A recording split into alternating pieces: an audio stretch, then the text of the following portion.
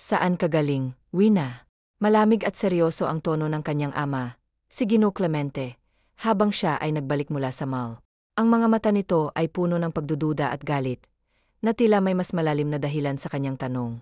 Sa mall lang po, Dad, sagot ni Wina, na nahulog ang tingin sa sahig, nag-alala sa kaseryosohan ng kanyang ama. Bakit po?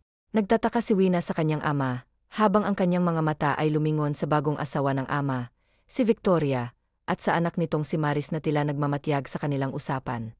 Napakla siyang tumawa, sa kabila ng tensyon, dahil alam niyang may mga kwentong ibinulgar ang mag-ina upang lalong mapalayo ang loob ng kanyang ama sa kanya. Malaki ang tiwala ng kanyang ama sa kanya. Ngunit batid ni Wina na tila siya ang hadlang sa mga bagong kapitbahay na pinili ng kanyang ama. Huhulaan ko, Dad, ang sabi niya, may taklang ngiti sa labi. Ginawan na naman nila ako ng kwento sa'yo. No. AM. Nakita ni Wina ang galit at pagkadismaya sa mga tingin ng kanyang ama. Kayo ang mas nakakakilala sa akin, Dad, kaya kung pwede, huwag kayong maging bulag at uto-uto. Inanatili niya ang maayos na tindig, nagkrus na mga braso, at nakipagtagisan ng tingin sa kanyang ama. Hindi kita pinalaking bastos, Wina. Umalsa ang boses ng kanyang ama. Napatayo ito at malakas na hinampas ang lamesa. Hindi nagpatinag si Wina, bagaman ang kanyang puso ay tumibok ng mabilis. Wala akong ginawang mali, ang sagot niya. Huminga ng malalim at muling nakipagtitigan sa amang namumula sa galit. Kinuha ng kanyang ama ang isang envelope, at itinapon ito sa harapan ng dalaga. Hindi ito nasalo ni Wina, kaya nagkalat sa sahig ang laman ng envelope. Mga larawan ng kanya, na may kasamang lalaki sa loob ng unibersidad. Kasama rin dito ang mga larawan na nagpapakita ng kanyang pagpunta sa ospital, na sinasabing siya ay nagpa-aborsyon. What the? Salubong ang kanyang kilay habang pinulot at inisa-isa ang mga larawan. Ang kanyang puso ay puno ng hindi makapaniwala na damdamin habang tinitingnan ang mga kuha. Naniniwala kayo sa mga larawang to, Dad? Goodness, ni sa panaginip hindi ko kayang gawin ang ganito kahalay at kasamang bagay. Ni hindi ko nga kilala yung lalaking to. Umalsa ang kanyang boses, puno ng emosyon, dahil ang lahat ng nasa larawan ay gawa-gawa lamang. Nais niyang maluha, ngunit pinigilan niya ang sarili. Ayaw ipakita ang kahinaan sa harap ng kanyang madrasta at ng anak nito na tila nagdiriwang sa kanyang pagkakabagsak. Nagdangis ang kanyang bagang habang dinukot ng ama ang cellphone mula sa bulsa nito. Kinalikot ito at inilapag sa lamesa. Wina, hindi ko may tatanggi na may katotohanan sa mga larawang ito, ang madiing sambit ng kanyang ama, na nagdulot ng mas malalim na sakit sa kanyang puso. Dahil sa mga salitang iyon, nagpasya si Wina na kailangan niyang ipaglaban ang kanyang sarili at ipakita ang katotohanan. Hindi siya papayag na masira ang kanyang reputasyon sa mga kasinungalingan ng mag-ina. Hindi ako basta-bastang naniniwala sa larawan lamang. Ngunit ang mahalaga ay nakuha yung mga iyon. Hindi mo na maitatanggi pa, madiing sambit ng kanyang ama. Nagbaba lamang si Wina ng tingin upang panandaliang tignan ang video niya, kuno kasama ang isang lalaki sa ibabaw ng kama. Bravo! Ang galing na gumawa niya, napuno ng sarkasmo ang sambit niya, at sa kabinalingan ang mag-ina nakita ang pagdiriwang sa kanilang mga mukha. Ngunit nang magawi ang tingin ng Ginoo sa mga ito, umaktong nakikisimpatya siya sa galit nito para sa kanya. Ang galing niyong gumawa ng kwento at ikakasira ng tao, no? Abay talagang lahat gagawin ninyo, maging reyna na lang kayo sa mansyon na to. Nagsusumikap ang galit niya sa mag-ina ngunit pinapanatili niya pa rin ang pagiging kalmado. Hindi niya kasi ugaling pumatol sa mga may problema sa pag-iisip at kulang sa pansin. Huwag mong ibaling sa amin ang sisi. Wina, kagagawan mo yan eh. Isa pa, yung lalaking bumuntis sa'yo, siya mismo ang nagpadala ng mga larawang yan sa opisina ng daddy mo. Sinabi niyang pina-abort mo ang bata na siyang bunga ng ginawa niyo. Nagali siya kaya kanya sinuplong sa iyong ama. Ang madrasta niya na todo sa pagpaypay ng hawak nitong abaniko. Napakagaling talaga nito. Hindi mo mahalata ang kasinungalingan dahil sa nagiging best actress nito. Naghahanap lang talaga yan ng mapagbabalingan ng sisi. Mommy, kaya niya tayo dinidiin. Pahabol na gatong pa ni Marie sa sinabi ng ina. Leyar, asik niya sa mga ito. Namumula siya sa labis na galit, kaya't mas lalong nagdiwang ang mag-ina. That's enough, Wina. Binigo mo ako. Ang buong akala ko na pinalaki kita ng maayos, pero hindi pala. Sa sobrang luwag namin sa'yo ng mommy mo, nagkaganyan ka.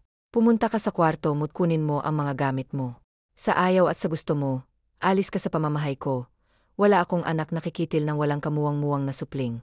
Umalis ka, harapin ang parusa ko sa'yo. Wala kang makukuhang suporta, kahit nakatiting na tulong sa akin. Yun lang. At umalis na ito sa library ng mansyon, nang hindi man lang siya nililingon. Halos manghina ang tuhod niya, dahil sa sinabi ng ama. Mas pinaniwalaan nito ang ikalawang asawa kaysa sa kanya, na sariling dugot laman. Sa pagsahado ng pinto, saka lamang sumilay ang nagdiriwang ng ngiti sa labi ng mag-ina. Napala sa pagiging makati mo, mag-empake ka na raw at lumayas ka na. Si Marie na may nakakalokong ngiti sa labi. Isang matalim na tingin ang ibinigay niya rito, ngunit tinaasan lamang siya nito ng kilay. Sa akin pa rin ang korona, Wina, ako lamang ang maaaring maging reyna sa mansyong, to kaya huwag na huwag mo akong babanggain. Seryosong tura ng ginang na ikinakalat ang dalawang babae. Humugot muna siya ng hangin bago nagsalita. Sa ngayon panalo kayo. Pero sa susunod sisiguraduhin kung hindi na kayo mananalo pa sa akin. Enjoy nyo, yung pagray-na-ray na nyo rito, habang may oras pa kayo, dahil oras na malaman ni Dad ang lahat ng totoo. Kung hindi lang sa angkungan ng bagsak nyo sa rehas din, anya at pumihit palabas. Ngunit hindi pa man siya nakakaalis sa library nila. Nasubsob na siya sa sahig nang itinulak siya ni Marie. Oops, sorry, nakaharang ka kasi sa pinto. Tumawa pa ito matapos niyang sabihin ito sa kanya. Walang hiyang babae ka. Mabilis siyang tumayo, susugurin na sana ang dalaga ngunit hindi niya natuloy dahil sa malutong na sampal na iginawad sa kanya ng madrasta. Uno ng galit niya itong pinukol na ikinagulat nito, maging ng anak nito. Ilang segundo pa lang ang nakakalipas na magbigay ako ng bantas sa'yo. Pero nalimot mo na agad. Ito lang ang masasabi ko sa'yo. Inuna lumapit ito sa kanya, pinil ng marahas ang kanyang panga. Gagawin kong lahat, para mas lalong magalit sa'yo ang iyong ama. Ang pinakasinisigurado ko sa'yo na makakalimot siyang meron siyang anak na kagaya mo. Bulong nito sa mismong tenga niya, bago siya pinakawalan at tatawa-tawang iniwan doon. Doon lamang tumulo ang pinipigilan niyang luha. Ang sasama niyo, puno ng pait niyang sambit habang kinuyom ang kamao. Wala siyang ibang nagawa, kung hindi ang lisanin ang kanilang mansyon. Pahuhulin niya muna ang galit ng ama, at saka na lamang siya muling magpapaliwanag kapag malamig na ang ulo nito. Sa ngayon, makikituloy na muna siya sa nag-iisang matalik na kaibigan. Sakay ng pinarangalang sasakyan, narating ni Wina ang bahay ng kaibigan. Agad siyang nag-doorbell, at agad rin naman siyang pinagbuksan ng gate. Ikaw pala, Wina, naku, ikaalis lang ng alaga kong si Masi at ng mumi niya. Hindi na niya nagawang magpaalam sa'yo, dahil sobra silang nagmamadali. Sabi niya naman tatawag siya sa'yo, kapag nakarating na sila sa New York. Ako na ang humihingi ng pasensya sa'yo. Wina, ha? Hindi nakapagsabi sa iyo ang alaga ko na alis na sila. Meron kasing problemang mumi at daddy niya kaya nila minamadali ang pag-alis. Anitong may kahinaan ng tuhod. Ganun ho ba, manang? Oh, sige ho, salamat na lang po. Huwag niyo na lang pong sabihin kay manadumaan ako. Pilit ang ngiting saad niya sa ginang. Tumango naman ito sa kanya, kaya tumihit na siya paalis sa bahay ng kaibigan. Wala siyang ni isang gamit na nadala. Tanging ang cellphone at bag na naglalaman ng ilang credit cards niya. Meron din siyang cash ngunit 5,000 lamang. Hindi yon sasapat sa unit na pinaplano niyang pagstay, kaya kailangan niyang mag-withdraw. Sa kasamaang palad, naka-hold na ang lahat ng credit cards niya. Nanlulumong ibinalik niya ang mga card sa bag at naluluhang nagpatuloy sa paglalakad. Sinubukan niyang tawagan ang ama ngunit hindi na ma-reach ang number nito. Mukhang binlock siya ng ama. Sa patuloy niyang paglalakad, narating niya ang eksklusibong bar. Nakagat niya ang ibabang labi. Hindi niya ugali ang magpunta sa ganoong lugar ngunit, dahil nawawalan na siya ng pag-asa, doon niya na muna pagkakasyahin ang sarili. Nag-obserba muna siya sa paligid matapos lumapit sa counter. Karamihan sa mga babaeng naroroon ay on the beach ang order, at ang iba naman ay Bloody Mary. Gusto niyang subukan ang on the beach, ngunit hindi niya makaya ang bigkas na iyon, kaya pinili niya na lamang ang inuming Bloody Mary. Are you sure you can handle a Bloody Mary? Anang baritonong boses. Nang lingunin niya ito, nagitla siya dahil sa tikas at ganda ng panlabas nitong anyo. Wala siyang makita ni katiting na kapintasan sa lalaki. Tumikhim siya at agad na nag-iwas ng tingin matapos nitong ngumisi. Medyo napahiya siya, dahil natulala siya rito ng ilang segundo. Hindi ko naman to orderin kung hindi ko kaya. Mind your own business. Masungit niyang sagot dito at inisang lagok ang laman ng baso. Napangiwi siya nang gumuhi ang mapait na lasa sa kanyang lalamunan. Masyado yung matapang. Natawa naman ang kanyang katabi ngunit wala namang naging komento, kaya't ipinagpatuloy niya ang pag-inom. Sa muli, napangiwi siya at napapikit. Here, try this one, mas masarap, kaya diyan sa iniinom mo. Ngiti sa labi nito nang bigyan siya ng inumin na kagaya ng iniinom nito. Nagdadalawang isip naman siya, kaya't natawang muli ang katabi. Walang halong lason, yan kung iyon ang iniisip mo. Preskong anik at nawaroon pa rin ang pilyong ngiti sa labi. Sa isang kondisyon, tusong anyo niya rito. Tumaas naman ang kilay ng lalaki. Dahil pinapasubo nito ang inuming iniinom nito, ngunit kailangan pa niyang magbigay ng kondisyon. What is it? Tanong nito sa kanya, habang nilalaro ng daliri ang bunganga ng inumin nito. Bayaran mo ang mga ito. Turo niya sa kanyang inorder na alak.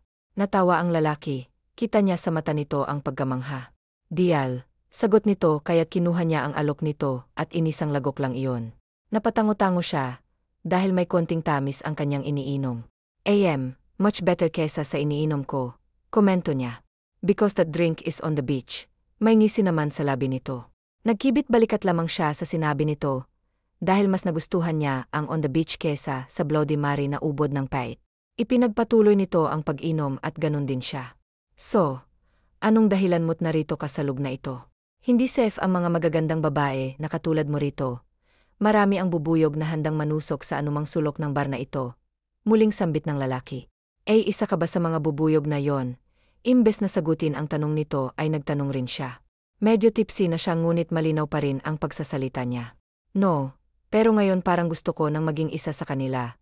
Pause at makahulugan ang boses nitong sagot, kasabay ng paghaplos na malaki nitong palad sa hita niya.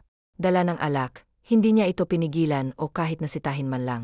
Hinayaan niya lang ito, dahil nagugustuhan niya ang may init nitong haplos. Let's enjoy the night, gorgeous. Bulong nito sa kanya. Iyon lamang ang hudyat na hinihintay niya. Ngumiti siya rito nang nakakaakit bago tumango. Mabilis siya nitong hinila palabas ng gusali, at utos nitong mailabas sa basement ng bar ang Ducati Course E4 dalawa nitong motor. Napakakinis noon, kaya't hindi maiwasang mamangha ni Wina. Let's go, my body is in chaos. Ontag nito sa kanya. Sure. May ngiti sa labi niyang sagot at saka siya umangkas sa motor. Isuot mo to, bigay sa kanya ng isa pa nitong helmet. Isinuot niya iyon agad at matapos may kabit, yumakap siya ng mahigpit kay Luca. By the way, I'm Luca, perf, pakilala nito sa kanya. Parehong hindi nakababa ang cover ng kanilang mga helmet, kaya't nagkakarinigan pa rin sila.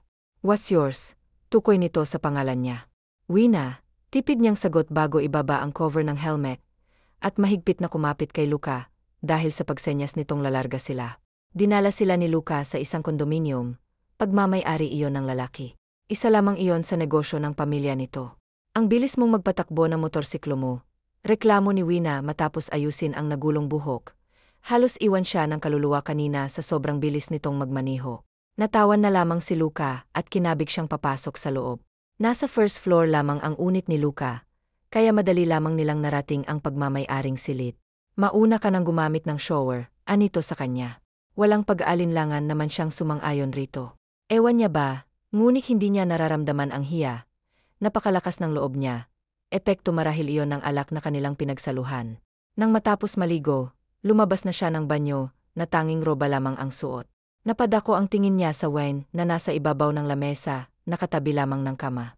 Hinanap niya ng tingin ang lalaki ngunit wala ito. May tama pa rin siya ng alak, kaya't ibinagsak niya ang sarili sa malambot na kutson ng kama. Ipipikit niya na sana ang mga mata nang marinig ang boses ng lalaki. Nagpa-deliver lang ako ng pagkain. I'll take a shower. Hintayin mo ako, okay? Anito nang makalapit na sa kanya, at itinabi sa wine ang ipin-deliver na pagkain. Pinasadahan pa siya nito ng namamanghang tingin, bago siya rito tumango. Aos ang boses nitong sabi, saka siya ibinabawan. Nakakaakit ng ngiti ang ibinigay niya rito. Bago nito inangkin ang labing kanina pa nitong pinananabikang madampian. Mainit at mapusok ang tagpo sa pagitan nilang dalawa. Malayang nasasalat ng binata ang katawan niya, dahil tanging roba lamang ang kanyang suot. Umalpas ang mumunting halinghing sa boses ni Wina, ganoon din kay Luca. Pakiramdam ng binata, sinasakal siya. Siya ang una ng dalaga, kaya humingi siya rito ng paumanhin, kasabay ng paghinto sa nagbabagang ginagawa. Gusto ko ito kaya please ituloy mo, mahinang pakiusap ni Wina. Mapusok na halik ang itinugon ni Luca, bago tuluyang angkinin ang kauna-unahang birhen na nakasama. Hindi na nila nagawa pang galawin ang pagkain at wine, dahil matapos ang nakakapawis at nakakapanghina ng puhod nilang pagsasalo, hinila na sila ng antok. Kinaumagahan, nagising si Wina sa hindi kilalang lalaki. Namilog ang kanyang mga mata nang mag-flashback sa kanya ang lahat ng nangyari. Natutop niya ang bibig at tahimik na pinagalitan ang sarili. Dahan-dahan siyang umalis sa ibabaw ng kama. Hinanap niya ang saplot ngunit hindi niya iyon makita, kaya naghalungkat na lamang siya sa wardrobe ni Luca. Isang long sleeves at pants ang tanging niyang suot. Wala siyang loob, kaya ginawa niyang panakip ng harapan ang mahabat makapal na buhok. Kinuha niya ang bag at tahimik na umalis ng paika-ika. Ha, Wina. Ano ba ang kagagahang pinasok mo? Ngiwi niya nang tuluyang makalabas ng kondominium. Nananakit ang nasa pagitan ng hita niya. Ngunit kailangan niyang tiisin iyon, upang hindi maabutan ang lalaking kaniig kagabi. Saan na ako ngayon pupulutin nito? Namomroblema niyang tanong sa kawalan. Dinukot niya ang cellphone sa bag at nagbabaka sakaling sasagutin na ng ama ang tawag niya. Ngunit bigo pa rin siya. Mukhang nasa blocklist na talaga siya sa cellphone ng ama. Malungkot siyang napabuga ng hangin. At tuloy lamang siya sa paglalakad. Patingin-tingin sa paligid kung meron siyang maaaring pasukang trabaho. Paninindigan na lamang niya ang ibinigay na parusa ng ama. Tutal, nagawa niya naman na ang isa sa mga paratang na kwento na mag-ina. Siya na ngayong reyna ng kanilang mansyon. Hihintayin niya na lamang na dumating ang araw na ang ama na mismo ang lalapit sa kanya at magpapabalik sa kanya sa kanilang mansyon. Sa patuloy na paglalakad, natagpuan ni Wina ang hinahanap na trabahong maaari niyang pasukan. Karinderya iyon at nangangailangan iyon ng server o waitress. Excuse me po, available pa po ba yung nakapaskil sa karton? Naghahanap po kasi ako ng trabaho Masipag po ako at masigasig sa trabaho, anya sa babaeng nagpupunas ng lamesa. Wala pa ni isang tao sa loob ng kainan nito. Hinagod siya nito ng tingin. Sigurado ka bang gusto mong mag-apply na serbidora ng pagkain dito sa karinderya ko? Aba, mukha kang anak ng mayaman. Komento nitong patuloy pa rin sa paghagod sa kanya ng tingin. Miss, isa lang po ako, ate. Pero mahirap lang po ako. Pagsisinungaling niya sa kaharap. Ganun ba? O siya, sige. Pero bukas ka na pumasok dahil mukhang hindi ka pa handa sa ngayon. Mukha kang nakipag-ano sa kung sino Sambit nitong ikinakamot niya sa ulo. Magdala ka lang ng biodata bukas, ha? Kailangan maaga ka bukas dahil ako ang bukas ko. Dagdag pa nito. Naku, ate, maraming salamat po, galak niyang sabi. Tumangutango na lamang ang babae, at sinabihan na siyang humayo, na kung meron man siyang pupuntahan, dahil meron pa umano itong gagawin. Malawak ang ngiti ni Wina nang lisanin ang karinderya. Nagpapasalamat siya sa yumaong ina na nagturo ng lahat ng maaari niyang matutunan, katulad ng mga gawaing bahay, kaya proud niyang sinabi sa babae kanina na masipag siya. Ang problema niya lang ngayon ay ang kanyang tutuluyan. Nagugutom na ako, reklamo niya. Kagabi pa nga pala siya hindi kumakain. Dapat pala kumain na ako doon sa karinderya ni ate kanina, alala niya. Nanghihina na ang tuhod niya dala ng gutom, kaya bumalik na lamang siya sa karinderya ng babae. Dahil wala na siyang matanaw na maaring kainan. Lahat ay sarado pa dahil magnegatibo 5:00 pa lang ng umaga. Oh, ano't bumalik ka? May kailangan ka pa ba? Tanong ng babae sa kanya matapos niyang pumasok sa karinderya nito. Sa totoo lang po, ate, pinalayas ako ng daddy ko dahil sa ginawang kwento ng madrasta ko at ng anak niya. Galit na galit po sa akin si dad, kaya po ako ngayon pakalat-kalat dito sa sentro. Nagugutom na po ako, ate, kaya po ako bumalik para sana kumain na. May pera pa naman po ako dito na pambayad sa pagkain. Pasensya na po kung hindi agad ako nagsabi ng totoo kanina, nahihiyang pag-amin niya sa totoong kalagayan. Ay, ganun ba? Naku, napakasama naman niyang madrasta mo. Masyadong malabo at bingi ang daddy mo. Kapag ganyan, paniguradong mas magiging masama ka pa sa paningin ng ama mo Kung gusto mo, rentahan mo na lang yung katabing kwarto nitong tindahan ko. Yung tubig at kuryente lang ang babayaran mo. Yung titirahan mong kwarto, sige na, libre na lang. Saka libre ko na rin ang agahan mo, mabait nitong wika na labis niyang ikinatuwa. Naku, maraming salamat po, ete. Ang laking tulong po nito sa akin. Hulog po kayo ng langit, mangyak-ngiyak niyang pasasalamat sa kahara. Lili na lang. Huwag ng ate, dahil hindi na ako mukhang ganun. May ngiti sa labing saad nito. Siya, maupo ka na muna diyan, dahil hahangin ko na yung sopas na niluluto ko. Ani pa nitong sinangayunan niya naman kaagad. Nang tumalikod si Lily, nilibot niya ng tingin ang paligid ng karenderya. Medyo malakit malawak ang loob. Marami ang lamesa marahil ay dinaragsa ng mga tao. Dahil sa nakapaskil sa labas na, unlimited rice. Napadako ang tingin niya sa tarpulin na nakadikit sa gilid niya mismo. Mga pawang native na manok ang kanilang sinserve na ulam, grilled spicy chicken na native. AM. Mukhang masarap ang mga niluluto ni Lily Komento niya habang patuloy sa pagtingin ng mga nasa larawang putahe.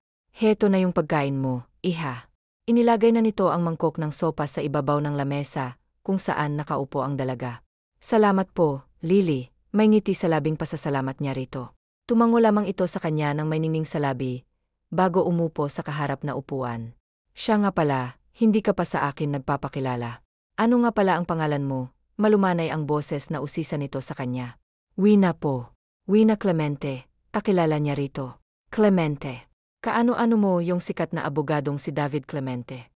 Daddy ko po, tipid ang ngiting sagot niya rito. Kaya naman pala hawig ka sa kanya eh. Abay, naturing ang abogadang ama mo, pero ang daling mauto. Ano? Komento nitong nginisyan niya na lamang. Naku, pasensya ka na, matagal lang talaga ako. O siya, kumain ka na lang diyan at ako'y babalikan ng niluluto kong tinola. Siya nga pala, lahat ng inihahanda ko rito mga native na manok. Kadalasang gusto ng mga customer ko. Yung mga maanghang na ulam. Kung kaya mo na tulungan mo na ako sa pagluluto, para naman matuto ka na. Hindi kasi makakapasok yung isa kong kasama rito, dahil rin ang kaso. Meron akong gamot doon sa kwartong tutuluyan mo. Inumin mo yon pagkatapos mong kumain. Bilin nitong agad niya namang sinangayunan, dahil kaya niya namang tiisin ang iniindang hapdi sa pribadong parte. Pasalamat na lang talaga siyang wala siyang marka sa league. Dahil kung meron ay baka nagtago na lang siya sa sarili niyang saya. Binilisan na ni Wina ang pagkain. Naubos niya ang laman ng malaking mangkok, dahil sa sobrang sarap nito, at dala na rin ng gutom niya. Nang matapos kumain ay dinala niya na iyon sa lababo ng karenderya, at saka iyon hinugasan. Sinunod niya ang sinabi ni Lily, na inumin ang gamot na makakatulong upang maibsan ang kirot na nararamdaman niya. Matapos iyon, nanghiram siya na magagamit na pangloob, dahil hindi naman siya maaaring magtrabaho ng walang panloob. Mamaya ibibili kita ng mga gamit mo. Napakawalang puso naman kasi niyang pamilya mo. Ni hindi man lang pinadala sa'yo, yung mga gamit mo. Naku, kung ako ang asawa ng tatay mo, naku ay talagang kukutusan ko siya. Saad nitong may kasamang gigil. Natawa na lamang si Wina. Salamat po ng marami, Lily, matamis ang ngiting ibinigay niya rito. Walang anuman, o siya. Tayo at magtrabaho, dahil dudumugin tayo ng tao mamaya. Tumango si Wina at itinanong kung ano ang kanyang gagawin. Mabilis naman siyang sinagot ng ginang. Mabuti na lamang at matalas ang memorya niya, at fast learner din, kaya nagawa niya ng maayos ang unang araw ng pagiging serbidora niya. Nakakalungkot lamang dahil mukhang pati ang pag-aaral niya, hindi na niya matatapos pa. At tapos na sana siya. Ilang linggo na lang ay gagraduate na siya sa kursong education. Mauna ka nang kumain, Wina, ani Lily pagpatak ng 11:30 ng tanghali. Marami-rami pa ang taong kumakain sa karenderya, pero lahat naman ay nasusura na. Pero hindi pa rin maaaring mawalan ng bantay. Sige po, sagot niya't nagtungo agad sa kusina at doon sumandok ng kanin, at mas pinili ang tinolang ulam. Binilisan niya ang pagkain, dahil batid niyang nagugutom na rin si Lily. Namemorya niya naman ang mga presyo ng pagkain, kaya pupwede siyang tumanggap ng bayad. Nang tuluyang matapos ay hindi niya na muna hinugasan ang pinagkainan. Isasabay niya na lamang sa mga hugasin niya mamaya. Kain na rin po kayo, Lily. Ako na po munang bahala rito. Huwag po kayong mag-alala, dahil namemorya ko na po mga presyo ng pagkain dito. Oy, siya Sej. Ako'y kanina pang nagugutom. Ani nito at nagtungo na rin sa kusina. Magkano lahat ng kinain ko, Miss Ganda? Tanong ng lalaking mukhang tuper. 6 na po lang po, kuya, sagot niya rito. Nasa listahan niya ang mga kinain ng mga umorder, at nakwento niya na rin ang mga iyon. Dumukot naman ng pera ang lalaki sa bulsa nito, at saka sa kanya, binigay ang pera. Salamat, Miss Beautiful, mahiti sa labing saad nitong nginisyan niya na lamang. Mukha namang mabait at palabiro ang lalaki, kaya walang dahilan para sungitan niya ito. Sunod-sunod na ring nagsilapitan ang mga natapos ng kumain sa kanya, para bayaran ang mga kinain nito. May iba pang ang humihingi ng number niya, na tinatanggihan niya naman kaagad. Gumawa pa siya ng alibay na meron na siyang asawa't anak, kaya nagsipagtigil na rin ang mga binatang nagbabakasakali sa kanya. Mukhang mas mapapadala sa mga lalaking customer natin, dahil sa gandang taglay mo Nakangiting ani ni Aling Lily, habang tulong sila sa pagpupunas ng mesa. Wala ho silang mapapala sa akin, Lily, kumpiyansang sambit niyang ikinangiti ng ginang. Lily, matanong ko lang ho, nasaan po ang mga anak nyo, at hindi kayo tinutulungan dito. Puno ng kuryosidad na usisa niya. Napabuga ng hangin si Aling Lily kasabay ng pag-iling nito. Wala akong mga anak dahil dalaga pa ako. Yung naging nobyo ko kasi noon nakabuntis ng iba. Simula noon hindi na ako nakipagrelasyon pa, hanggang sa tumandang dalaga na ako. Nalungkot naman si Wina sa narinig. Kung ganun ay mag-isa lamang pala ito. Ewan niya ba ngunit wala siyang maisagot sa sinabi ng ginang. Ipinagpatuloy niya na lamang ang ginagawa, at hindi na muling nag-usisa pa. Samantala, inis na nilisan ni Luca ang kondominium. Pakiramdam niya ay inapakan ang ego at pride niya, dahil sa ginawang pag-alis ng walang paalam ng babaeng nakasama kagabi. Ni hindi man lang siya nito hinintay na magising. Insulto iyon sa kanya, dahil siya ang nagtataboy sa babaeng nakakasama kapag nagigising na ito. Tanungin mo ba siya sa inaakala niya? Inis niyang sambi. Kasalukuyan niyang binabaybay ang pasilyo ng kanilang mansyon. Ipinatawag siya ng ama, dahil sa plano nitong ipadala siya sa ibang bansa upang doon tapusin ang kolehiyo. May nakapagsabi sa akin na meron ka na namang dinalang babae sa kondominium natin. Malamig na saad ng ama niya matapos niyang pumasok sa library nito. Umikot sa hangin ang mata niya. Napakami talagang bubuyog ang nakapaligid sa kanya. Lalaki ako, Dad. Natural sa ating mga lalaki iyon dahil meron tayong pangangailangan. Rason niyang ikinasama lalo ng timpla ng Ginoo. Ginagawa mong laruan ang mga babaeng kinakama mo. Tigilan mo ang kalokohang to kung ayaw mong tanggalan kita ng mana. Banta nitong tinawanan niya na lamang. Di tanggalan nyo. May iniwang property sa akin si Mommy, kaya kahit na itakwil nyo pa ako, mabubuhay pa rin ako ng marangya. Presko niyang tugon sa ama na ikinang isin nito. Sigurado ka bang nasa pangalan mo pa ang mga properties na sinasabi mo? Saad nitong ikinseryoso ni Luca. Kilala niya ang ama. Lahat ay kaya nitong gawin, kaya't nakaramdam siya ng pangamba. What did you do, old man? Madiing tugon niya rito. Di inalisan ka na maipagmamayabang. Masyado kang naspoil ng mommy mo, kaya't ngayong wala na siya sa atin puputulin ko ang sungay at buntot mo ngayon din mismo. Lilipad ka patungong Roma, doon tatapusin mo ang kolehiyo mo. Ayusin mo ang buhay mo, Luca Pretty, dahil lahat ng kayamanan at negosyo natin sa iyo lang din naman mapupunta. Hindi na ako bumabata, huwag mong ikasasama ng loob ang ginagawa kong ito. Dahil para rin, to sa ikabubuti mo.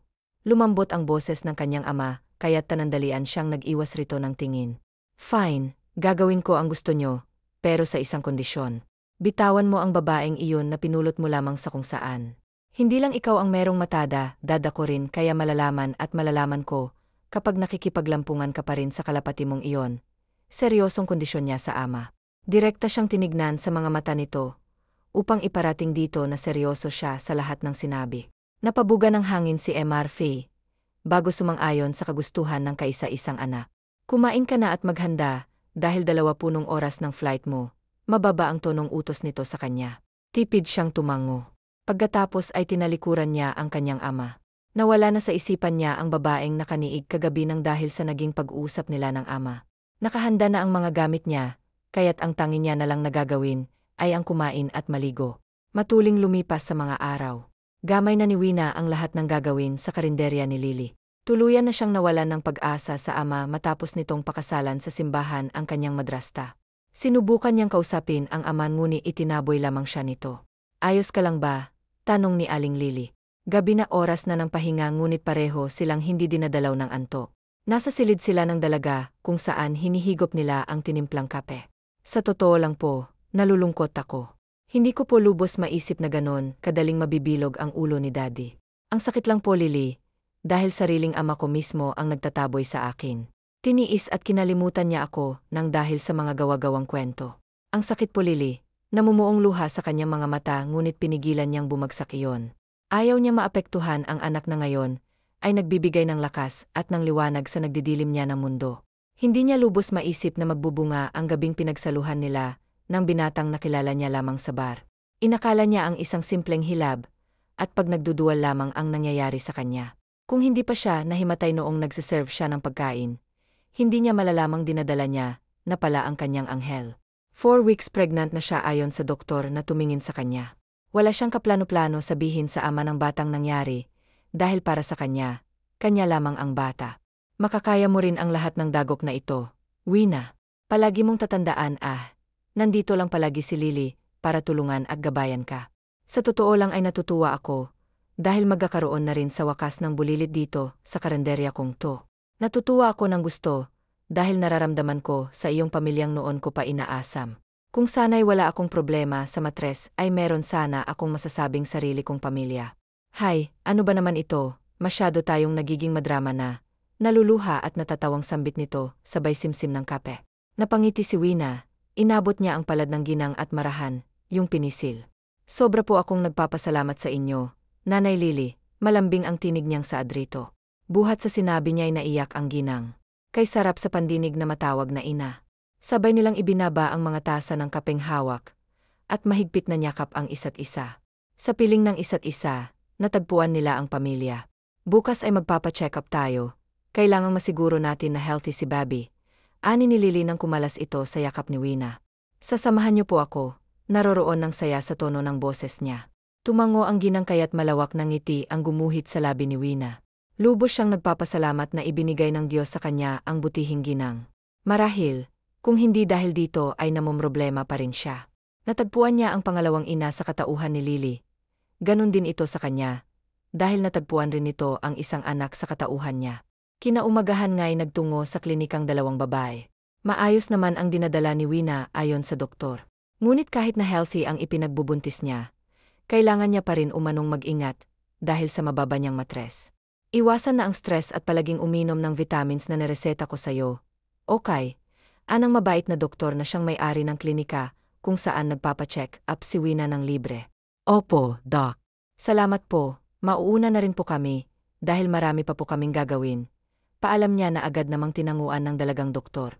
Oo, iwasan daw ang stress, kasama na rin doon ang pagpapagod, kaya huwag mong masyadong papagurin ang sarili mo sa trabaho. Paalala pa ni Lily nang marating nila ang bahay na ngayon nga ay napaso na ng ginang. Katas ng karenderya ang ipinang patrabaho at ipinang paayos nito sa bahay. Opo, Nanay Lily, alagaan ko po ang anghel na nasa sinapupunan ko. Tugon niyang ikinangiti naman ng ginang. Araw ng linggo. Hindi sila nagbubukas tuwing linggo, dahil iyon ang araw ng kanilang pahinga. Ipinasya na lamang nilang magsimba, at pagkatapos ay namili na rin sila ng mga kailangang sangkap, at ilan pang pangangailangan sa loob ng karinderya. Congratulations, Wina, you're having a baby boy. May ngiti sa labing saad ng doktor. 6 na buwan ang ipinagbubuntis ni Wina, noong 5 buwan pa lang sana ang tiyan niya planong magpa-ultrasound. Ngunit dahil sa nalamang sakit na tuberculosis ng kanyang nilili, kaya ngayon niya pa lamang nagawang alamin ang kasarian ng anak. Nanunubok ang luha sa kanyang mga mata, dahil ngayon pa lamang ang unang beses niyang nakita ang itsura ng anak. Hindi niya maipaliwanag ang sayang nararamdaman. Panandaliang nawala ang bigat sa kanyang dibdib pagkakita sa anak. Mas lalo lamang siyang naging matatag, dahil sa munti niyang anghel. Gumuhit ang ngiti sa kanyang lanang gumalaw ang kanyang anak, hinaplos niya ang tiyan, habang nakatitig sa maliit na tea. Palagi mong tatandaan anak, mahal na mahal ka ni mama. Hinding-hindi kita pababayaan anak ko, mahinang usal niya. Sa totoo lang ay pinanghihinaan na naman siya ng loob, dahil sa sunod-sunod na problemang dumadating sa kanya. Isa na ron ay ang nilili niya, na matagal na palang merong sakit at iniinda lamang nito yon, hanggang sa lumala na nga, at naging tuberculosis na.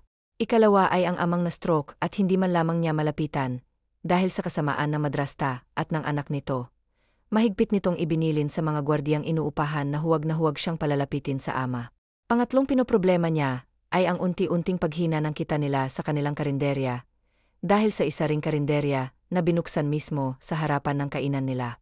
Ginagap ng doktora ang palad ni Wina batid kasi nito ang bigat na kanyang dinadala, dahil sa palagian niyang paglalahad ng mga nangyayari sa pangaraw-araw na buhay nito. Kaibigan na ang turingan nila at lubos na ipinagpapasalamat ni Wina, dahil ni piso wala toto sa kanyang hinihingi, maging ang pagpapa-ultrasound niya sa klinika nito ay hindi nito pinababayaran. Makakaya mo rin ang lahat ng toin, Wina, matatapos rin ang pagsubok na pinagdadaanan mo ngayon, dasal lang palagi, kaya mo yan para sa anak mo, laban lang. Maraming salamat sa lahat-lahat ng natulong mo sa akin, Yarlan, ha? Sa kabila ng lahat, meron pa ring mga taong handang tumulong at sumuporta sa akin. Lubos kong ipinagpapasalamat ang lahat ng tulong niyo sa amin ng anak ko. Balang araw po makakabawi rin ako. Sisiguraduhin ko po yan. 2. Emosyonal niyang pangako rito. Tumango ito sa kanya't matamis ng ngumiti. Sinipat nitong relo, bago tinapik ang braso niya. Walang anuman yon, masaya akong tulungan ang mga taong nangangailangan. Higit sa lahat ay merong busilak na kalooban. O siya, sige na't meron pang nakapila sa labas. Nahihi ang ani nito. Nga pala, nagpuno siya ng luha at dahang-dahang bumaba ng kama. Naalala niyang meron pang 3 kapwa niya buntis ang nasa labas, at gaya niya ay alamin din ng mga kasarian ng kani-kanilang mga anak. Inalalayan naman siya ni Yarlan, ito na rin ang nagbaba sa tinupi nitong bestida niya kanina. Salamat ulit, Yarlan NY. Natawa naman ito, dahil pauli-ulit na lang siya rito ng pagpapasalama. Ang singil nito ay sa binyag na magiging una kong inaanak sa'yo. Biro nito sa kanya. Doon ay napangiti na siya kasabay ng pagyakap niya rito. Hindi ako magsasawang pasalamatan ka, Yarlan. Isa ka sa mga taong tatanaw ko na malaking utang na loob. Mahinang sambit niya. Tumango ito ng may ngiti sa labi, at marahang tinapik-tapik ang likod niya. Kumalas lamang sila sa yakap ng kumatok ang asistant ng doktora, at sinabing merong manganganak. Sige na, balikan na lang kapag naubos na yung vitamins na ibinigay ko sa'yo. Wina, ha? Ani Dokla ni Tangulan lamang ang naitugon ni Wina, dahil natataranta na ang mag-asawang nasa labas, dahil lumabas na umano ang ulo ng sanggol. Agad namang inasikaso ni Yarlan ay ang naglalabor na buntis, kaya tuluyan na nilisan ni Wina ang klinik ng kaibigang doktor. Hindi mapigilang kabahan ni Wina nang marinig ang panganganak ng babae sa loob ng delivery room. Sa klase ng pag-iri nito, ay mahahalata mo ang labis ng sakit at hirap. Napabuntong hininga siya bago tuluyang nilisan ng klinika. Naisip ipan niyang muling magbabaka sakali sa ospital ng San Carlos Medical Center, kung saan nakakonfine ang kanyang ama. Lubos niyang ipinagtataka kung papaanong nakoma ang ama gayong wala naman itong iniindang sakit. Malusog ito at malakas. Wala lang talaga siyang magawa sa ngayon, dahil iniisip niya ang kanyang dinadala na sisiguro niyang ang mag-inang may kagagawa ng pagkakan na magulang. Ngunit sa pagdating niya ay punuan naman ng bantay ang entrance ng ospital. Bumagsak ang balikat niya na maamataan na madrasta. Wala siyang pagpipilian sa ngayon, kung hindi ang umatras na lang muna sa planong pagbisita sa ama. Kuya, balik na lang ko tayo, aya sa taxi driver. Mabuti niyang umuwi na lamang. Mahigit kalahating oras rin ang naging biyahe, bago niya narating ang tinutuluyang bahay. Hinanap niya kaagad ang pangalawang ina, ngunit bigo siya rito. Nasa naman kaya si Nanay Lily? Mahinang sambit niya. Pumasok na muna siya sa sariling silid upang doon ay ilagay ang kanyang shoulder bag. Nagpalit na rin siya at pinuso ang mahabang buhok bago lumabas at nagtungo ng kusina. Nay! O Diyos ko, bulalas niya nang makita ang inang nakahandusay sa sahig at puno ng pulang likido ang bibig. Nay! Patakbo siya ritong lumapit. Lumuhod siya at pinulsuhan nito. Diyos ko, huwag niyo pong kukunin sa akin ng ikalawang ina ko. Nanunubok at nanlalamig rin ang kamay niya, dahil sa nanghihina na nitong pulso. Tulong! Tulungan niyo kami, tulong! Malakas niyang sigaw sakto namang merong pumasok na 3 lalaki sa kanilang karinderya, kaya't natulungan agad siya ng mga itong madalas sa ospital ang ginang. Magkadaop ang mga palad ni Wina, habang nakaluhod sa harapan ng chapel ng ospital. Abot-abot ang takot na nararamdaman niya, lalo't idiniretso ng ang Nanay Lily niya. Mas nadagdag ang takot niya na makita sa mukha ng doktor ang pagkataranta nang itapat nito ang stethoscope sa dibdib walang malay niyang ina. Diyos ko, wala po akong ibang hinihiling sa inyo, kung hindi ang kaligtasan ng mga taong mahalaga sa akin. Tulungan niyo po ang tumayong magulang sa akin na si Nanay Lily. Ganon din po si Dad. Huwag niyo po sanang hayaan na mawala sila sa akin, baka hindi ko po kayanin Diyos ko. Taimtim niyang dasal habang panay ang pagtulo ng kanyang mga luha. Lumipas ang halos 1 oras bago tuluyang lumabas ng ang doktor. Agad namang lumapit si Wina. Doc, kamusta po? Kamusta po ang Nanay Lily ko? Nag-aalalang tanong niya. We did our best, pero malala ng sakit ng iyong ina, hindi lamang basta tuberculosis ang sakit niya. Meron siyang tumor sa kanang bahagi ng kanyang kidney. Anang doktor na nagpahina sa tuhod niya, kung hindi siya nahawakan ng doktor ay baka nawalan siya ng balan na tumba. Hindi impossible po yan, Doc. Kanina lang okay yan si Nanay Lily Paano wala na siya? Aano, umiiling nagiit niya sa doktor. Itinago niya sa'yo ang kanyang sakit, miss. Kumalma sana kayo, baka mapano ang batang nasa sinapupunan mo. Sa sinabi nito ay tumulo ang luha sa kanyang mga mata. Wala siyang ibang magawa, kung hindi ang umiyak ng umiyak. Inalalayan siya ng doktor na makapasok sa silid. Binigyan siya nito ng oras, upang makasama ang ina sa hulihang pagkakataon. Nay Lily, binibiro niyo naman po ako Please lang tigilan niyo na to. Itigil niyo na po, to dahil ang sakit-sakit po sa dibdib. Naulit na naman, yung sakit nang mawala sa akin si Mommy. Lahat na lang kinukuha sa akin, lahat ng nagmamahal sa akin nawawala. Nay Lily, hindi ko po alam ang gagawin, Sabi niyo ho alagaan niyo ang magiging anak ko. Magiging the best kang lola. Pero bakit ngayon ka nakahigad yan? Bakit ka nanlalamig, Nay Lily? Pakiusap naman bumalik ka, mag-isa na naman ako eh. Ayoko ng ganito pakiusap po Nay bumalik kayo. Masag na ang kanyang boses. Naninigas na rin ang kanyang tiyan, ngunit hindi niya pa rin talaga kayang pigilan ang namamalisbis niyang luha. Parang pinipiga ang puso niya. Ilang buwan na rin silang nagsama ng ikalawang ina ngunit hindi niya man lang napansin ang iniinda nitong karamdaman. Buong akala niya, isang simpleng tuberkulosis lamang ang sakit nito, ngunit mas malala pa pala doon. Walang ibang tumulong sa kanya, kung hindi ang kaibigang doktor na si Lan. Ito na ang sumagot sa urol, at sa pagpapalibing kaya, kahit papaano ay nababawasan ang iniisip ni Wina. 3 buwan ang matuling lumipas. Ito na ang buwan kung kailan masisilayan ni Wina ang anak. Nalulungkot man ngunit sinikap niyang patatagin ang sarili, para sa anghel, na malapit na niyang isilang. Hindi niya isinara ang karenderya ng nanay Lily niya, bagkus ay gumawa siya ng paraan. Upang muling dumugin ang itinatayong maliit na negosyo, na maalam na ginang. 3 putahe lamang kada araw ang kaya niyang lutuin, dahil mag-isa lamang siya, at wala siyang kakayanang kumuha ng makakatulong. Hindi sapat ang perang pumapasok sa karenderya, upang mabayaran niya ang taong makakatulong niya. Nagpupursigi rin siya, dahil kailangan niyang madagdagan ang ipon. Dahil oras na manganak na siya'y hindi niya, na maasikasong kainan, pansamantala niyang isasara ang karinderya. Bandang 6 ng gabi nang biglang sumakit ang tiyan ni Wina. Ipakiramdam niya'y maiihi siya, at mapadumi ngunit, kapag pumapasok naman siya ng banyo, wala namang ibang lumalabas sa puwerta, kung hindi pulang diido. Sandali lang anak, hatatawagan ko lang ang ninanglan mo. Huwag ka munang lalabas, okay? Pagkausap niya sa anak na hindi na gumagalaw naninigas ang kanyang tiyan. Hirap man at namimilipit sa sakit ay nagawa niya pa ring makontak ang dalagang Dr. Lani. Manganganak na yata ako. Nahihirapang imporma niya sa doktora nang sagutin nito ang tawag niya. Okay, relax ka lang. Papupunta na ako diyan. Mahinahon ang boses nitong Saad na tinanguan niya na lamang kahit na hindi siya nito nakikita. O Diyos ko, ang sakit. Daing niya habang mahigpit na nakakapit sa pasamano. Hirap man ngunit sinisikap niyang kunin ang inihandang gamit ng kanyang anak Win, na nagmamadaling bumaba ng sasakyan silan, at patakbong pumasok sa bahay ng naglabor na kaibigan. Maupo ka na muna, utos nito kay Wina na makalapi. Inalalayan nitong dalaga na makaupo, bago isinuot sa kamay ang gloves. Alamin na sana nito kung ilang cm na ang sanggol nang biglang umiri si Wina.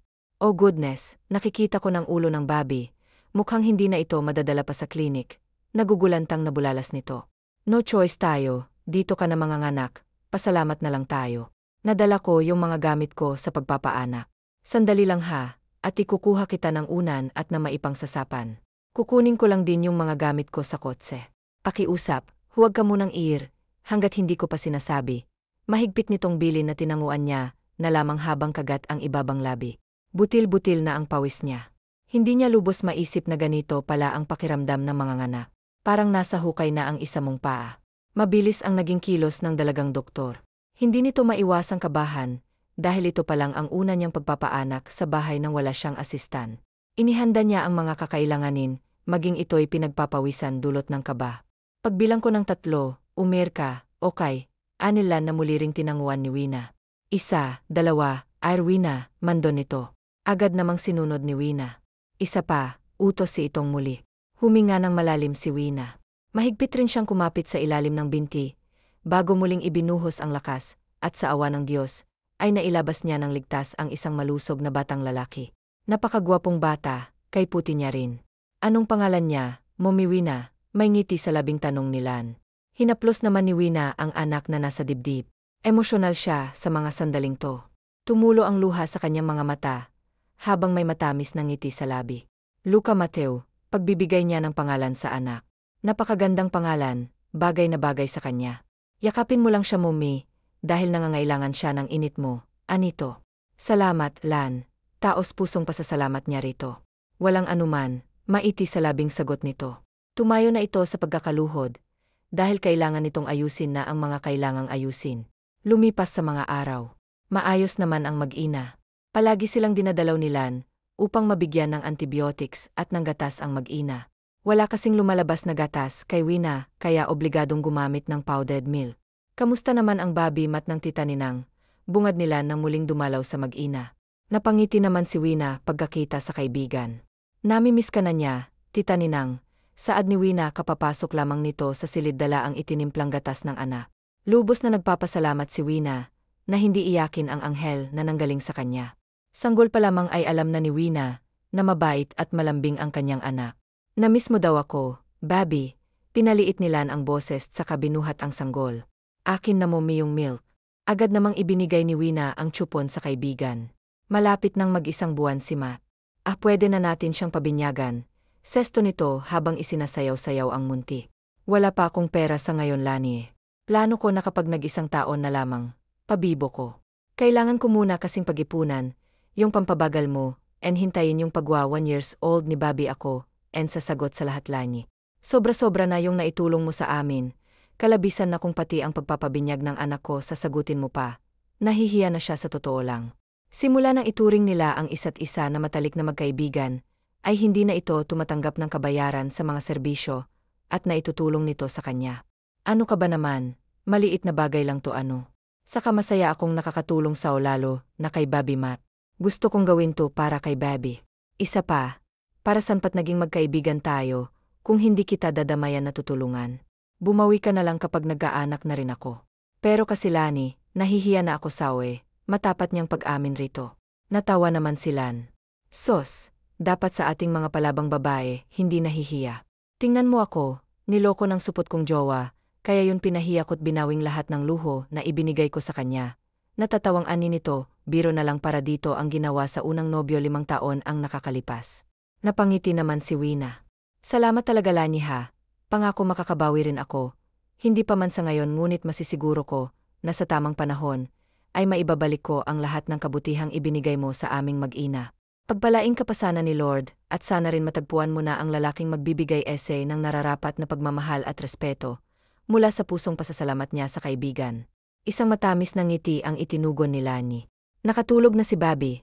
Saad nito sa mahinang tono and balingan si Matt na himbing nang natutulog. Ubos na ang laman ng tsupon.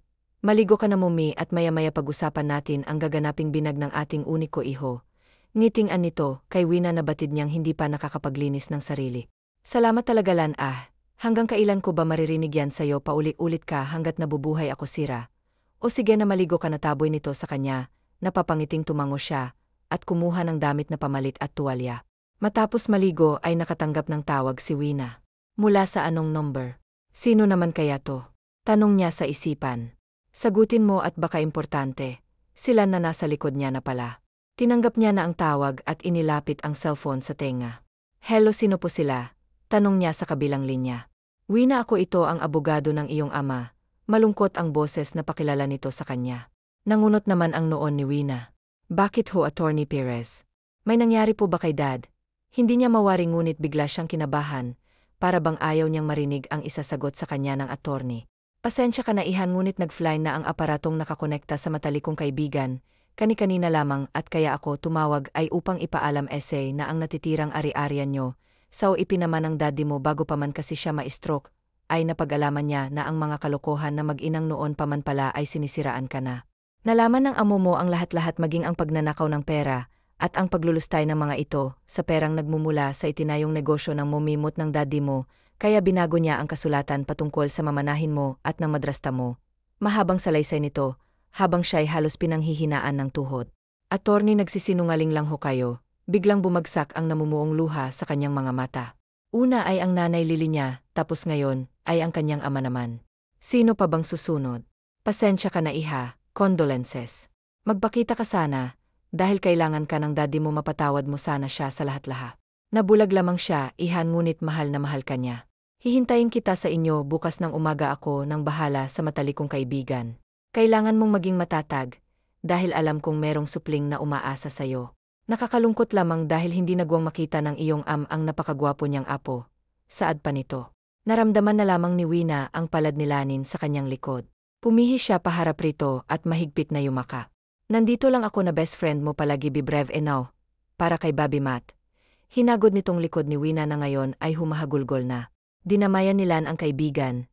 Tinulungan nito si Wina at hindi kailanman iniwan. Nakikisimpatya silan dahil pareho na sila ngayon ni Wina, nawalan ng pamilya. Kinaumagahan ay nagpasama si Wina kay Lan, dahil batid niyang panghihinaan siya, oras na masilayan ang ama na wala ng buhay. Gawin mong lakas si Bobby, Matt, para makaya mo lahat ng to. Anilani na makapasok sila ng mansyon. Marami ang tao sa loob na pawang mga attorney at ilang negosyante na naging kaibigan ng ama ni Wina. Sinalubong sila ni Attorney Perez at isang mahigpit na yakap ang iginawad nito sa nagluluksang si Wina. Condolences ulit ya. Saad ng Ginoo ang kumalas si Wina sa kanilang yakap. Salamat po, attorney. Salamat dahil hindi niyo po iniwan si Dad. Tungkulin ko iyon hindi bilang attorney, kung hindi bilang matalik niyang kaibigan. Sige na puntahan mo na ang daddy mo, saad nito. Tango lamang ang kanyang itinugon bago ito nilagpasan. Malalim siyang bumuntong hiningan nang tuluyang makaharap ang mahal na magulang. Nilingon niya ang anak upang dito kumuha ng lakas. Gumiti sa kanyang kaibigan na ginantihan niya ng isang tipid ng ngiti, bago ibalik ang tingin sa ama. Dad, kamusta po? Atawad kong nagawa kong magtanim ng galit sa'yo. Pareho tayong nabiktima na maginang Vicky, at maripati na yung doktor na kasabot nila. Sisiguraduhin ko po, Dad, na pagbabayarin na lang lahat ng kasalanang ginawa nila sa atin, lalong-lalo na po sa mabubulok sila sa bilangguan. Pangako po yan. Walang humpay ng pagtulo ng kanyang luha, habang hinahaplos ang kabaong ng ama, nasa gilid niya lamang silan karga ang kanyang natutulog na anak. Kasama mo na ngayon si Mommy. Nakakalungkot lang po, dahil maging ikaw nawala na rin sa akin, ngunit wala na akong magagawa Kung hindi ang tanggapin na lamang na hanggang dito na lamang po talagang lahat sa'yo. Mahal kita, Dad, mahal ka namin, ang apo mo, magpahinga ka na po. Basag na ang kanyang boses, yumuko siya, upang yakapin ang kabaong ng amang nagbigay sa kanya ng buhay. 4 na araw lamang ang naging burol ni Clement. Dahil pagsapit ng 5 araw, gaganapin na ang hiyaring sa asawa nitong nasa rehas kasama ang kabit nitong doktor. Si Marie ay nasa isang rehabilitation center. Dahil sa paggamit nito ng ipinagbawal na gamo. Ginanap ang hiyaring sa korte at napatunayang guilty ang madrasa ni Wina. Dahil ito ang may kagagawan kung bakit na-stroke si Mr. Clemente, kasabwat nito ang karelasyong doktor, na siyang gumagawa ng injection sa walang kalaban-laban na Ginoo. Matapat na inamin ng doktor na marami siyang drugs na ipinasok sa katawan ni Clement, na umabot na sa puntong pumutok ang ugat nito sa iba't ibang parte ng katawan hanggang sa ma-stroke at bawian ng buha. Haharapin mo ang kabayaran sa lahat ng kasamaang ginawa mo. Dito ka na mabubulok, Vicky. Nagsusumidhi ang galit niya sa madrasa ang hawak ng 2 pulis, nakaposas na ngayon ang kamay nito at masamang nakatingin sa kanya. Makakalabas din ako dito at oras na mangyari yon isusunod ko yung tiyanak mong anak, ha. Asik nito sa kanya. Kung makakawala ka pa, matapang niyang sagot rito kasabay na malakas na sampa na ibinigay niya rito. Walang hikang babae ka, nagpupumiglas ito. Dalhin niyo na yan, sir, sa hawla niya, mas magandang idaan niyo na muna yan sa rehas ng mga lalaking preso ng magtanda. Dala ng galit kaya niya yun, nasabi, tango na lamang ang nagawa ng 2 pulis. 5 taon ang matuling lumipas sa 5 taong nagdaan, ay tuluyang natanggap ni Wina ang mapait na nangyari sa kanyang buhay. Marami ang nangyari sa nakalipas na 5 taon, nasa sa loob ng rehas si Vicky, na pag-initan ito ng mga kapwa preso, dahil sa matalas nitong dila at maitim nitong budhi. Si Marie naman ay gumaling na sa sakit nito sa pag-iisip, at mas piniling lumayo nang hindi man lang sa kanya humihingi ng kapatawaran. Mommy, look on na perfect ko po, yung pinapaasa ni teacher sa blackboard. Patakbong lumapit sa kanyang anak na hawak-hawak ang papel, lumuhod naman si Wina upang mapantayan ang anak. Ang galing-galing talaga ng anak ko, anong gusto mong gift saw ni Mommy? Malambing niyang tanong rito, matapos hagkan ng ulo ng anak. Imposible po kasi ang gift na gusto ko, Mommy, I am scared din po. Dahil baka magalit kayo sa akin kapag sinabi ko pong gusto kong regalo. Lumungkot ang boses nito, napangiti naman si Wina, dahil wala siyang hindi kayang ibigay sa anak. See it, Bobby, di ba sabi ni Mommy, lahat ibibigay ko, maging happy ka lang. Hinaplos niya ang buhok nito, saka yun muling hinagkan. Really po, nagniningning ang mga mata nitong ikinatalo niya. Anything for you, Bobby. Sa sinabi niya ay mahigpit sa kanyang yumakap ang anak, na pangiti naman siyang lalo.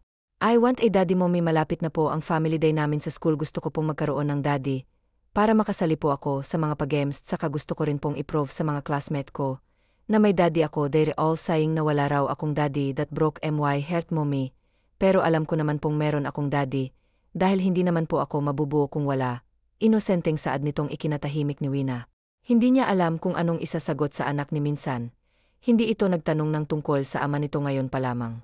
Alam niya namang darating ang araw na hahanapin sa kanya ng anak niya, ang tatay nito, ngunit hindi niya napaghandaan ang lahat, at hindi niya alam ang kanyang sasabihin. Kumalas ng yakap sa kanyang anak, kaya't nakita nito ang pagbabago ng reaksyon niya, malungkot itong nagbaba ng tingin. I'm sorry mommy, promise I won't mention my dad again, basta pong umiti ka na kasi po naging very good naman ako sa school. Nakikiusap ang munti nitong tinig kaya't nakaramdam ng konsensya si Wina. Pasensya ka na anak, habusi kasi si daddy sa work niya, sa ibang bansa. Hindi pa si mommy makakapag-promise ng complete family, but mommy assures you na magiging kumpul tayo soon. Nangangakong sabi niya sa anak. Talaga mommy, muling bumalik ang sigla nito. Yes baby, malambing niyang sagot sa anak. Pwede bang ihog din si Tita Ninang? Si Lani nakapapasok lamang sa mansyon na mag-ina, napalingon naman ang bata sa Tita Ninang niya, na marami na namang laro ang dala.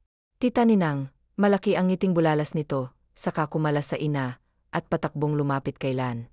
Natawan na lamang sila nang yumakap sa kanya si Matt. Nabili na ni Tita Ninang yung promised gift ko sa'yo, nasa labas na siya Bobby. Ngiting imporma nito, kay Matt namilog naman ang mata ng batang lalaki. Wow really po? Yes, gusto mo na ba siyang makita at matra? Yes po, excited nung sagot. Napangiti naman si Wina sa closeness ng dalawa, masyadong na-spoil ng anak niya sa kaibigan. Let's go outside para matry natin yung minicar mo. Saad nito't inakay ang bata palabas na. Hindi na nito nagawang pansinin ng kaibigan, dahil sa sobrang pagkamis sa inaana. Sumunod na lamang si Wina sa dalawa. Napangiti siya, dahil sa nakikitang saya sa maamong mukha ng bibo niyang anak. Nilingon siya nila, kumaway ito sa kanya ng may ngiti sa labi. Habang binubuksan ng malaking kahon na meron pang pulang laso, gumanti naman siya ng kaway sa kaibigan.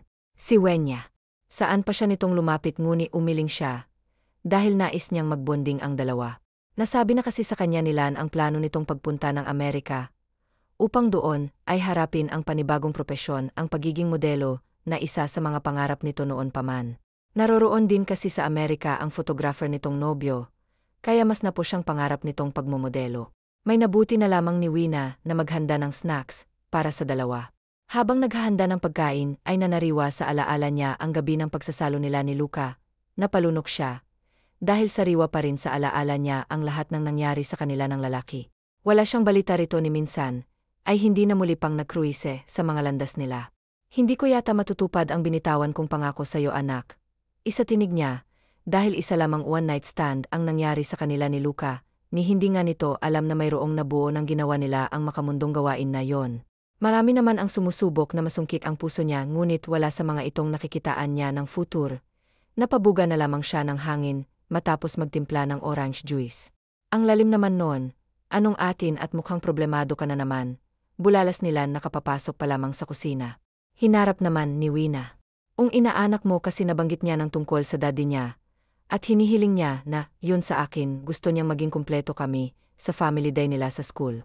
Nalulungkot lang ako, dahil hindi ko sa kanya maibibigay hinihiling niya, dahil alam mo namang isa lamang na pakikipaglaro ng apoy ang naganap sa amin ng ama niya. Kwento niya kay Lani.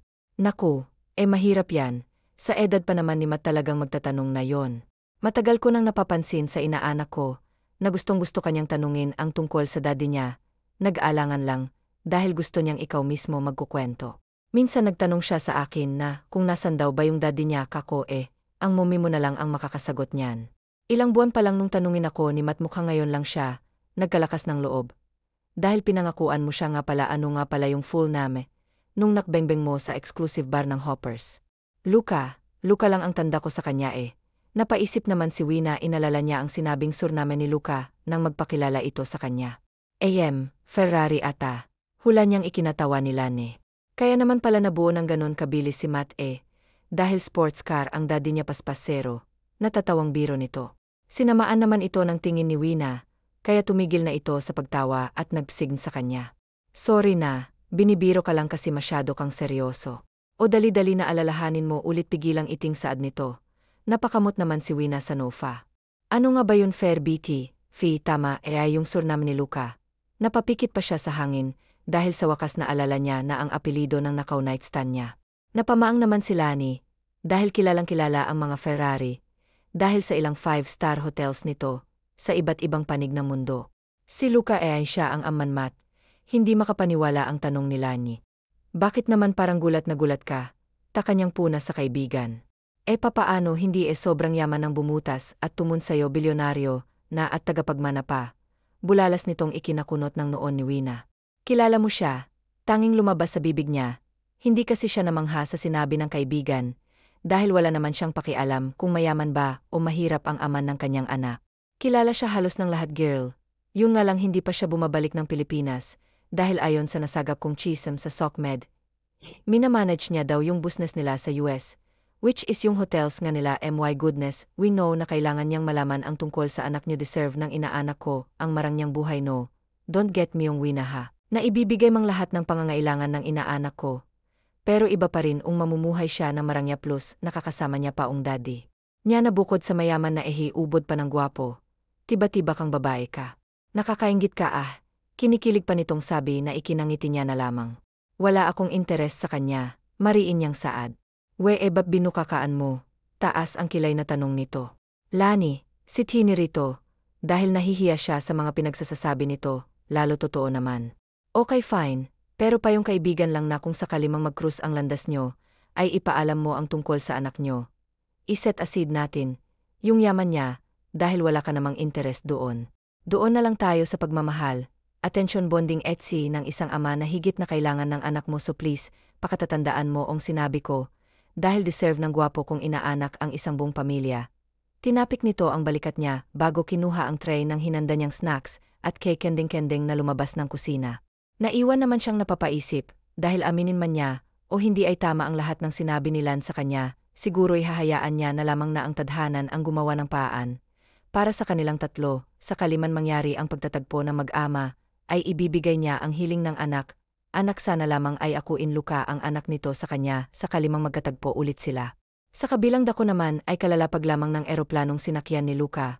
Mag-isa lamang itong umuwi ng Pilipinas, dahil ayaw pa ng kanyang ama na bumalik ng bansa, sapagkat hindi nito maiwan-iwan ang negosyo sa US. Hinayaan niya na lamang ang ama, lalo't ito naman ang nagtutulak sa kanya, na umuwi matapos malamang meron pala siyang kapatid na nagmula sa ibang babae. Wala naman siyang naramdamang galit, dahil ipinaliwanag sa kanya ng ama na anak nito sa kauna-unahang nobya ang kaningang kapatid na matanda sa kanya ng 3 taon. Hindi umano alam ng ama niya na merong nabuo nang maghiwalay sila ng dating nobya. Naintindihan niya naman ang ama, way niya rin ito nang sa ganon ay magkaroon ng bonding ang ama niya sa una nitong anak. Welcome back insan, matagal-tagal na rin, kamusta na? Bungad ng pinsan ni Luka sa ina na si Jay. Ito ang tinawagan niya, dahil nais niya ritong magpahatid sa biniling bahay.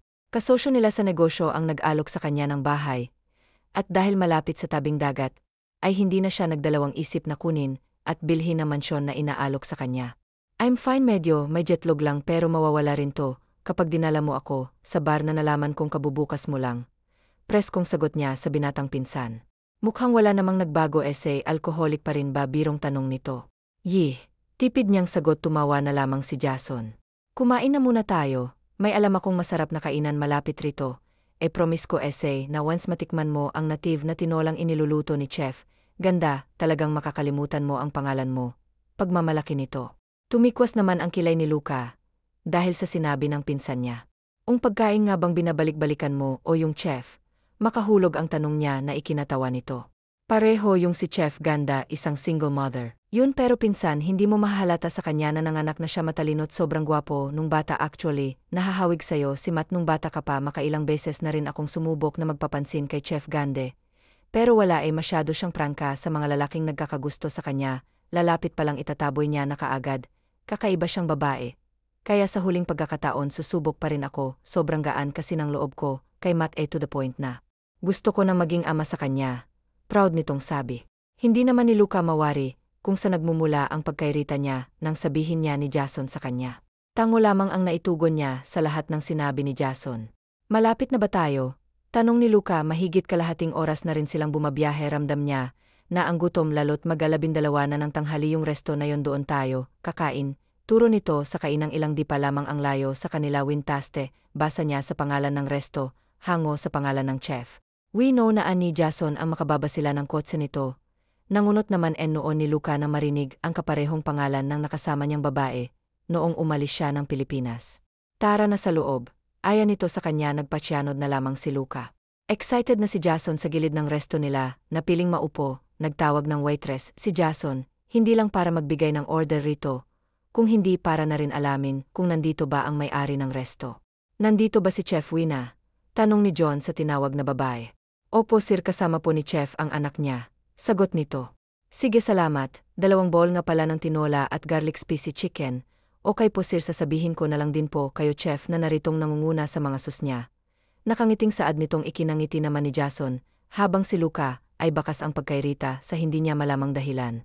CR lang ako. Sige down sa may bandang hindi nito natapos ang sinasabi ng putulin ito ni Luca. Kaya kung hanapin ang CR, may pa at bibig ako. Jason seyosong sambit niya, okay na sabi na lamang ni Jason. Tinalikuran na ni Luca ang pin. Saan tahimik niyang pinagmamasadan ng paligid. Nang sa ganun ay mahanap niya ang palikuran ng kainan. Liliko na sana siya nang hindi sinasadyang mabunggo niya ang isang bata na hindi tumitingin sa dinaraanan nito. Hikido, are you okay? Alala niyang tanong sa bata bagaman hindi ito napano dahil sa maagap niyang pagsalo rito. Nagtaas naman ang tingin ng sinalo niyang bata, kaya panandaliang tumigil ang paggalaw ng mga tao sa paligid niya na nangunot ang kanyang noo at bumilis din ang tibok ng kanyang puso. Ang bata kasing hawak niya kawangis niya noong bata pa siya, para silang pinagbiyak na bunga nung nasa 5 o 6 na taong gulang pa lamang siya mali ang makaramdam ng lukso ng dugo sa isang estrangherong bata, ngunit hindi ni Luca mapigilan ang sarili na maramdaman ang lukso ng dugo sa bata ngayoy ay nakatitig na rin sa kanya, baka sa inosenteng mukha nitong pagtataka at pagkagulat marahil ay niya nakaramdam din ito ng nararamdaman niya. Daddy, ikaw po bang daddy ko? Tanong nito sa kanya, na mas lalong ikinumid ng dila niya, tila umatras ang ihi niya na wala na rin ang gutom niya. What's your name? Imbes na sumagot ay nagtanong rin siya sa bata. Luca Mateo po, inosente pa rin itong sagot sa kanya. Luca, tawag ni Wina sa anak na karga ng hindi lalang lalaki, nakatalikod sa kanyang gawi, kaya hindi niya makita ang mukha nito, sabay namang napalingon ang 2 lalaki. Kay Wina sa unay, parang namamalik mata lamang ang dalagan, ngunit ngang mas matitigan ng lalaking may hawak sa kanyang anak, ay bigla na lamang namilog ang kanyang mga mata, o Diyos ko, natutop niya ang bibig.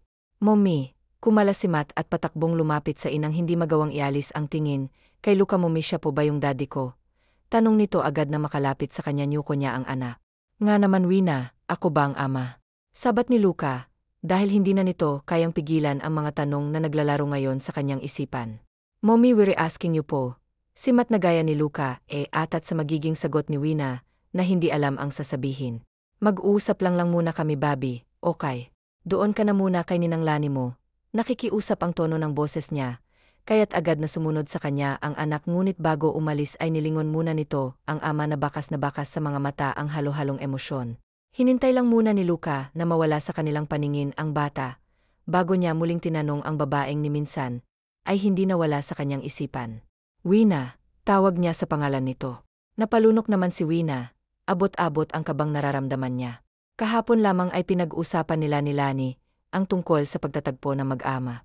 Hindi niya naman inaasahang gagawan agad ng paraan ng tadhana ang pagtatagpo ng kanyang mag-ama. Huwag tayo rito mag-usap, nakagat niya ang ibabang labi dahil sa pagkautal. Hindi dito tayo mag-usap, Wina, pinal nitong sabi. Napabuntong hininga naman ng dalaga, bago nito hinila ang bangko na nasa tabi.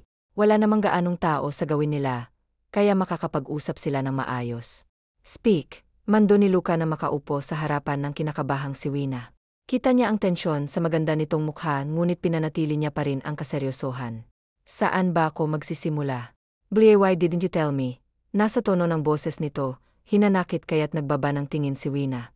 Dahil hindi naman tayo magkakilala ni wala nga tayong relasyon Isa pa ay marami ang nangyari. Pasensya ka na, bagamat maiksi ay punong-puno naman iyon ng sinseridad. Napabuntong hininga naman si Luca, dahil tama naman si Wina sa sinabi nito. I'm sorry for abandoning our son. Babawi ako sa kanya. Magsama tayo, Wina, para sa anak natin. Itama natin ang lahat para sa anak natin. Hindi mo lang alam kung gaano ako kasaya ngayon sa tanang buhay ko. Ito pa lang ang pinakamagandang regalo na natanggap ko. Please, Wina, gusto kong gampanan ang tungkulin ko sa anak natin. Gusto ko ring punan ang lahat ng pagkukulang ko bilang isang ama. Sa kauna-unahang pagkakataon ay nakiusap siya sa isang babae. Wala akong karapatang ipagkait sa anak natin ng amang noon pa nito. Pinapangarap, ngunit angal ako sa gusto mong magsasama tayo. Wala tayong relasyon, Murphy, kaya walang dahilan para magsama tayo. Hindi ako tumatanggap ng sagot na hindi, Miss Clemente, gaya nga ng sabi ko sa ayaw, at sa gusto magsasama tayo bilang isang pamilya. And that's final. Sobra-sobra ng 5 taon, hindi na ako muling magsasayang ng oras at ng panahon. Tumayo si Luca at naglahad ng kamay. Napabuga na lamang ng hangin si Wina matapos tanggapin ang pakikipagkamay ni Lucas sa kanya. Magkakilala kayo, si Jason na sumunod na kay Luca, para sana tawagin na ito, dahil dumating na ang in-order na pagkain. Yes, ako ang ama ni Luca, Mateo, nanggaling siya sa akin. Salamat sa pagdala mo sa akin dito, ikaw ang naging tulay, para malaman ko na nagkaroon pala ako ng anak nang hindi ko man lang nalalaman. Niting tagumpay ang ibinaling niya sa pinsang bagsakang panga.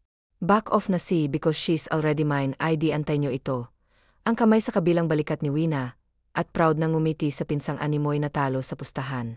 Ano pa nga bang magagawa ko, di congratulations na lang, napipilitang saad nito. Thanks, labas sa ilong na sagot ni Luca. So kailan ang kasal, kaya mo bang magkaroon ng responsibilidad? Pahabol pa ni Jason. Nangunot naman ang noon ni Luca, habang si Wina ay kinakabahan sa nagiging usapan ng dalawang lalaki. Kahit na ang magiging apo ng anak ko kaya kong buhayan, kung sa responsibilidad lang naman ang pag-uusapan, hindi kanya ama, para ipaliwanag ko sa iyong lahat ng kaya kong gawin, para sa pamilyang bubuuin namin. Walang kaim emosyong sagot niya. Napabuntong hininga naman si Jason, dahil mukhang na-offend si Luca sa naging tanong niya. Pasensya na insan. Hay, sa totoo lang ay nanghihinayang ako, pero ano pa nga bang magagawa ko? Kung hindi suportahan na lang kayo, lalo pamangkin ko pala si Matt. So paano congratulations, ulit ubusin ko lang in-order ko, tapos exit na ako, para mas lalo pa kayong magkaroon ng oras, yun lang at. Tumalikod na ito. Wala na yung pinsan mo, kaya kung pwede alisin mo na onong kamay mo. Pukaw ni Wina. Not until pumayag kang magsara ngayon at sumama sa akin na pumunta sa bahay na binili ko para sa atin. Tuso man, ngunit naroroon ang lihim ng ngiti sa labi ni Luca. Ang hilig mo talagang makondisyon, hindi ka man lang ba marunong mag-aya na maayos? Masungit na tanong niyang ikinangiti nito. Nag-iwas siya agad ng tingin, dahil hindi niya na naising makita ang pamumula na magkabila niyang pisngi. Aminin ni Wina na mas lalong tumikas ang lalaking ama ng kanyang anak, at naiinis siya, dahil sa lakas ng kaisma nitong umipekto sa kanya ng sobra. O sige, pero gusto ko ikaw ang magpapaliwanag ng lahat sa anak natin. Ang alam niya nagtatrabaho ka sa malayo, kaya hindi ka namin nakakasama, gustong-gusto niyang makasama ka, kaya ganon, kadaling tinanggap ko ang alok mo, sana lang huwag mong bigyan ang anak natin, dahil ikakadurog ng puso ko, oras na makita ko siyang nasasaktan na mismong ama niya ang may gawa. Pinaharap ni Luca si Wina sa kanya, at marahang hinaplos ang pisngi nito. Let's get married, hindi lang para sa anak natin kung hindi para sa atin. Maraming taon ang lumipas at sa ilang taong yon, ay ikaw lamang ang laman ng isip ko. Kakaiba ka sa lahat ng babaeng nakilala ko, El Cortio, kahit na mag-asawa na tayo, natututunan na ang pag-ibig noong gabing yon, nakuha mo na ang atensyon ko, sayo lang ako pumuna, at sayo lang ako pupuna. Nagsusumamong sambit nito, habang siya'y napangiwi sa huli nitong sinabi. Okay na sana pero ang last part mas naman masagwa, ani ni Wina. Natawa naman si Luca, so papayag ka na, mahiti sa labi nitong tanong. Sasagot na sana si Wina nang biglang kumalam ang tiyan ni Luca, natawang dalaga, habang ang binata napakamot sa ulo. Nakalimutan kong nagugutom nga pala ako, napapangiti na lamang nitong sabi. Natawa si Wina. Maupo ka na muna riyan, pupuntahin ko ritong anak natin, habang inihahanda akong pananghalian mo, ani Wina. Malawak ng ngiti ang gumuhit sa labi ni Luca. Wife material naman talaga, thanks wife, hihintayin kong specialty mo ha. Kinindatan niya si Wina, kaya't muli niyang nakita ang pamumula ng pisngi nito. Parang kiniliti ang puso niya ang daldal mo. Nasabi na lang ni Wina sa kanya, tinalikuran ng nakangiti si Luca. O kamusta, ano daw sabi? Sinalubong agad ni Lani si Wina, dahil atat na itong malaman kung ano bang napag-usapan ng mga ito kanina.